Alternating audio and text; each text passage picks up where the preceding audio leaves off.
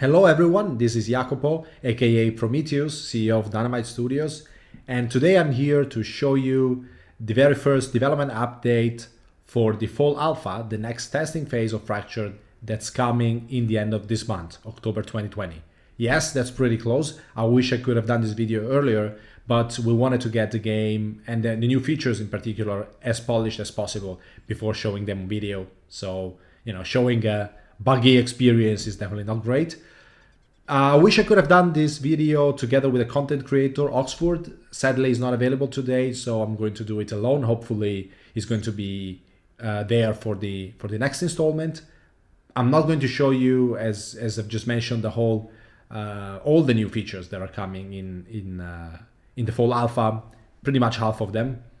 And let's start from the login menu. Yeah, everything starts here. Actually, surprise, surprise, the login menu now remembers your password if you check the remember me button. Another thing that you really don't see, but it's here in the background, is a radically different way of managing assets, loading assets from disk to memory that we've implemented. So if any one of you has already played Fractured and looked at the task manager on Windows, you have surely noticed that the game was using 5 gigabytes, 6 gigabytes of physical RAM when you were in game, which was totally insane. And now it's down to less than 2 gigabytes. So it's there should be no more login issues for people with only 8 gigabytes of RAM or a slow disk and so on. There were only very few people left with this kind of issue, but I know some of you still had it, so you should be all good now. Let's log into the game. Here we are. First thing I want to show you is horse taming, horses and wagons. So horses are actually found everywhere in the world, mostly in grassy areas, not so much in forests.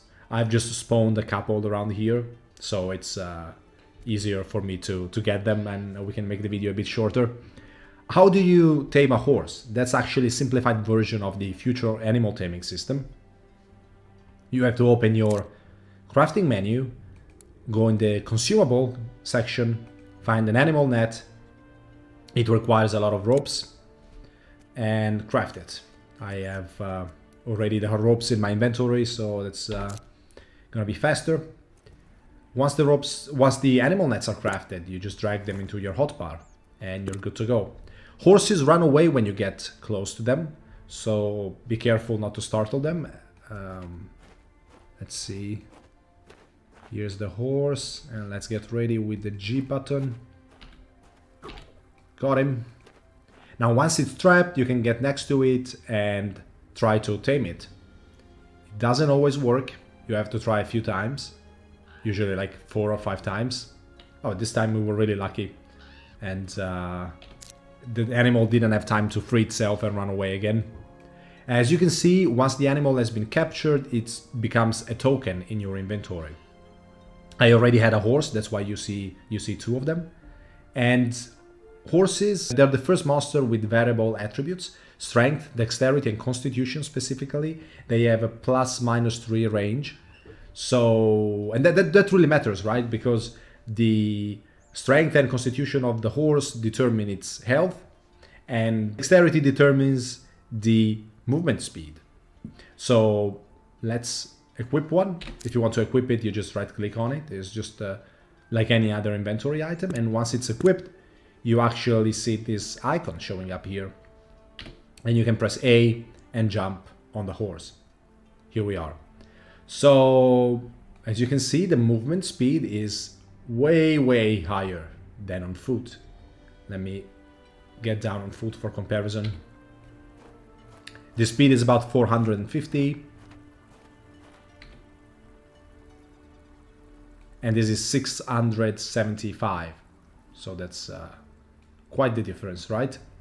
But it doesn't end here, because as you know, when you get on a paved road, you actually move way faster, 30% faster. So I'm going to use my admin console to teleport down to a paved road.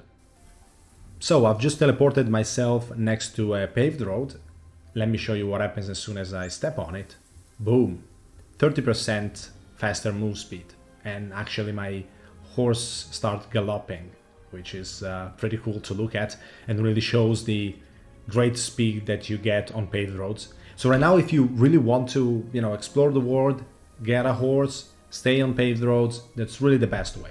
Unless, of course, you want to be safer, then you can also walk in the forest, and you're way less likely to find other players. But if you don't care about that, if you're not in a militia, stay on the paved road, and it's going to make your exploring experience way more enjoyable.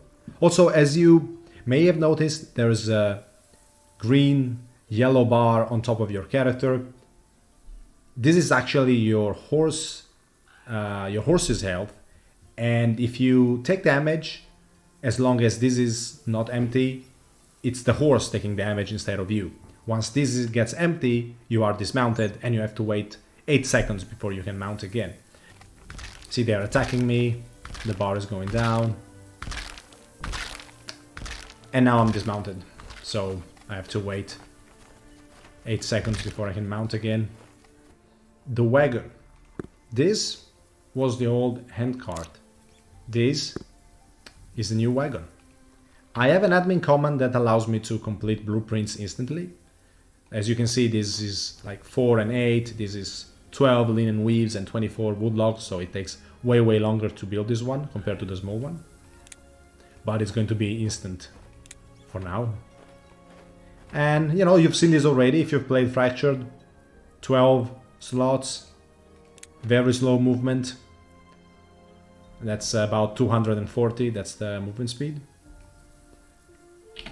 This one, 30 slots, way larger, and also slightly faster. You cannot pull it by hand, you have to be mounted. If you try by hand, it's going to tell you can't do it. And as you can see, it's also very slow at turning. So when you turn, if you make a sharp turn, you actually don't move, you only turn.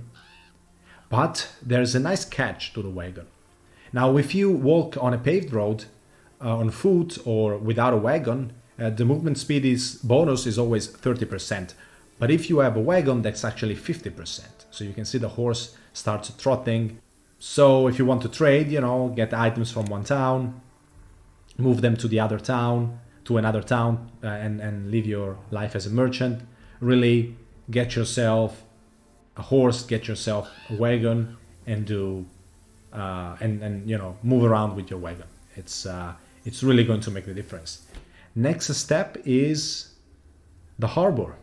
So let's teleport to the city. I am already set as governor of a city, this one here, and there's another city claimed with an active harbor, which is this one down here. So I'm going to teleport myself next to the town hall with my admin powers. This is a large city plot, so it actually takes a while to cross the whole city. And here is the Arbor office, right? When you claim a city, it's actually in ruins and you have to repair it. I've already repaired it, so it's good to go.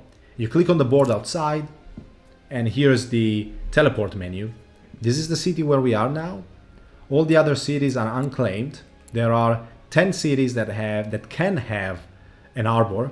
It's large cities on the sea, but for now there's only one that has been claimed and has an arbor. It's been claimed by another member of Dynamite Studio, Gabriele Arnaboldi, aka Giga, our senior developer. So we can travel to the city. As soon as you click travel, you're going to be teleported there and you can come back.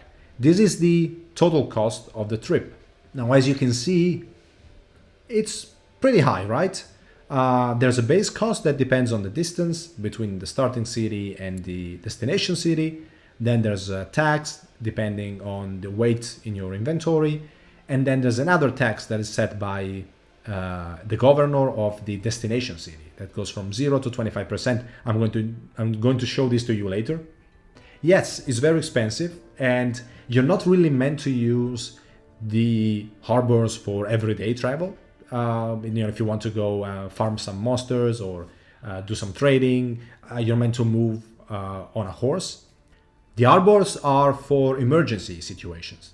And by emergency situations, I mean, say you have a group of friends that's facing a difficult challenge, PvE, PvP. You want to go there, you want to help them. You need to do it fast. You don't have half an hour to spend walking from here to here, which is actually probably more than half an hour because the world, each continent in Fracture is really huge.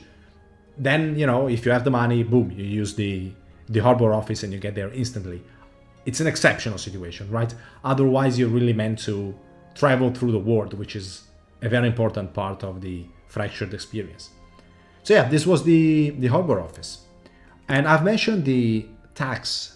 So let's get back to the town hall and check out where the tax is set. And here is the taxes tab, where I can set the harbor fee from 0% to 25%. And I can also set a price for the housing plots. So this is already set to 1,000. Let's change it to 500. The maximum is 5 digits, but that's really like insane price.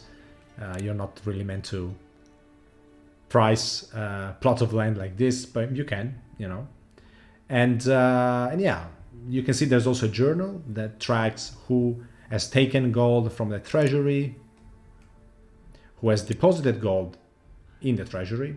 So I'm already the owner of this plot of land, so I'm going to abandon it, and I'm going to show you